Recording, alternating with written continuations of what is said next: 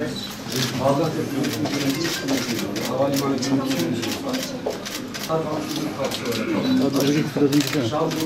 Kafa fotoğrafı çekti yine. Bakanlar. Bugün güçlü bir ekibinizle birlikte ziyaretlerinizden dolayı şehrin valisi olarak şükranlarımı arz ederim. Gaziantep gerçekten Türkiye'nin marka şehirlerinden birisi. Bu ticaretin sağlıklı bir şekilde yapılabilmesi için içerisinde bulunduğu yakın coğrafyayla çok güçlü bağları ve ticari yolların olması tartışmasız. Gerek Kuzey Irak'la olan ticari ilişkilerinin Habur üzerinden daha da kaliteli yapabilmesi adına Habur'da yaptığımız düzenlemeler ki Habur sınır kapısını yeniden revize ediyoruz. Yaklaşık 80 milyonluk bir yatırımla tek durak şeklinde yeniden büyüterek ve yeni dizaynla inşallah onun da inşaatına başlatacağız.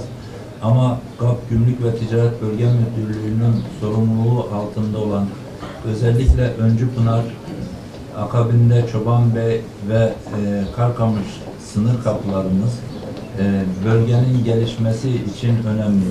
Fırat Kalkanı ve Zeytin Dalı operasyonlarıyla beraber o operasyonların başarıyla neticelenmesi esasında bu kapıların önemini bir kez daha ortaya koydu.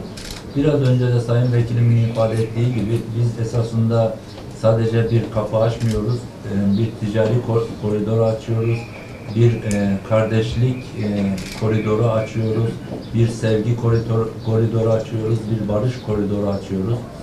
Bir takım Suriyeli vatandaşların Gaziantep'te ticaret yapmaları, bu bölgelerde ticaret yapmaları esasında bu kapıların ne kadar önemli olduğunu göstermesi bakımından gerçekten çok çok önemli.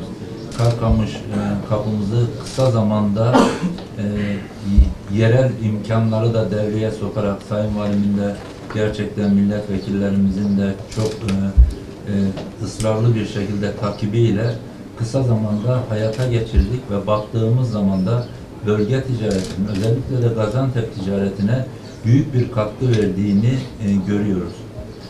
Gerçekten A sınıfı bir kapı oldu. A sınıfı kapı ne demek? İthalat ve ihracata da izin verilen bir kapı anlamında.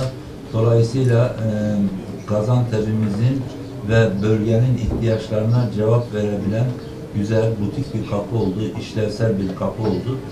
12 Nisan 2018 tarihinde de Tasfiye Hizmetleri Genel Müdürlüğümüzle Kızılay arasında yapılan protokolla özellikle Kızılay üzerinden tasfiyelik hale gelmiş eşyaların Kızılay vasıtasıyla dağıtılmasına, yine Cerablus'ta, Azez'de, Afrin'de insani yardım kapsamında veya Suriyeli sığınmacıların kullanımı için bakanlığımızca yapılan hibelerin yetkili kurum olan Türk Kızılayı tarafından yapılmasını sağlamış olduk.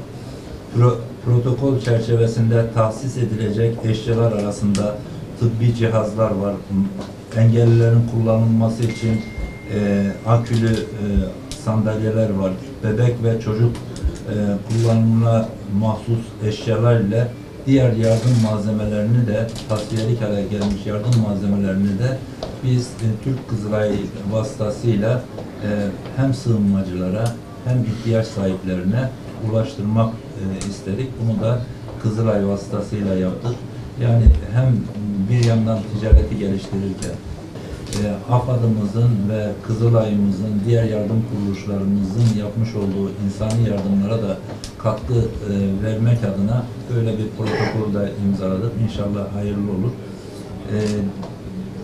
Biz istiyoruz ki özellikle Türkiye'nin yakalanmış olduğu 2017 yılında yakalanmış olduğu 7.4'lük büyümeyi inşallah 2018'de de devam ettirsin istiyoruz. Bunun için ticareti ve üretimi kolaylaştırmak istiyoruz.